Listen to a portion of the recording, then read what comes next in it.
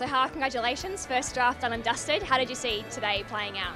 Today played out better than we probably expected, to be honest with you. We knew we had a few things locked in with Maddie at pick 3 and Abby at pick 12, but after that it was a bit up in the air, but we couldn't believe the access we got to the players we wanted so early. So wrapped, really pleased with how it's all turned out.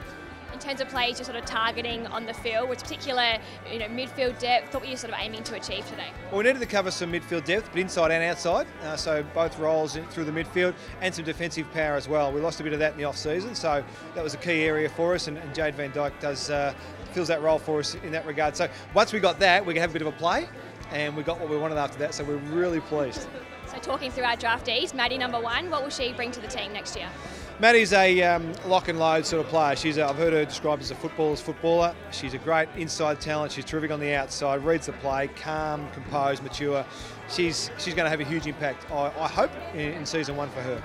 And Abby McKay, obviously amazing first father-daughter in the competition, but you didn't pick her just for the story. She's obviously going to be a footballer in her own right too. Absolutely, Abby McKay is a ripping player, and I think that shouldn't be forgotten in all this. The father-daughter thing is really romantic, it's nice, but we rate her really highly, otherwise we wouldn't have chosen to select her at that high a pick with our second pick.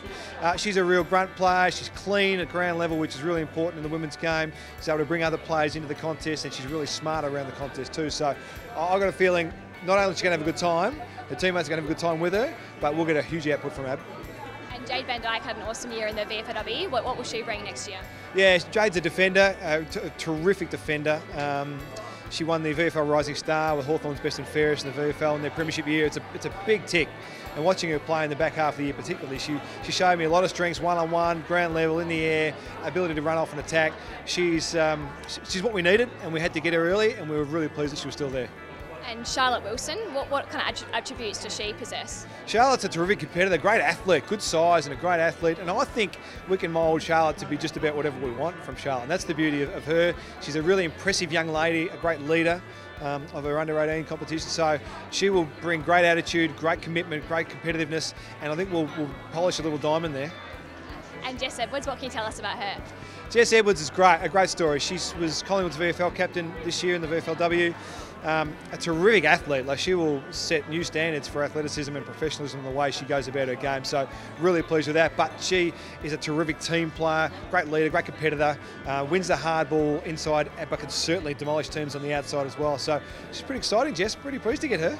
And Emerson, a blue bagger, 17, 18 years old, obviously a great story too. Emerson Woods, we couldn't believe she was still there. We had to go through the list a couple of times to make sure we hadn't missed that she'd been taken. So once we got what we needed and we could have a bit of a play, she was still there. We had to pick Emerson Woods. She's terrific, elite speed on the outside, great ball user. She's going to be one of those real link players for us. We've got the inside cover, we needed the outside, and Emerson's going to bring that to us really well in season 3 as well.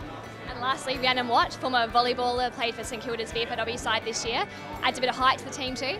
Height, athleticism, competitiveness, leadership. She's an amazing athlete, Rhiannon. She's just as good at ground level as she is in the air. She jumps, she catches, she runs, she carries. She can do pretty much everything. So with her experience and her age, she's a bit older in the demographic compared to what a lot of the young girls have been drafted today are. But again, she brings that leadership which we are craving at the footy club as well. So you put the package together, we're very, very pleased. But Rhiannon, we targeted her a long way out. We're hoping somebody else didn't pick her up, and she was still there when we needed her, and we got her.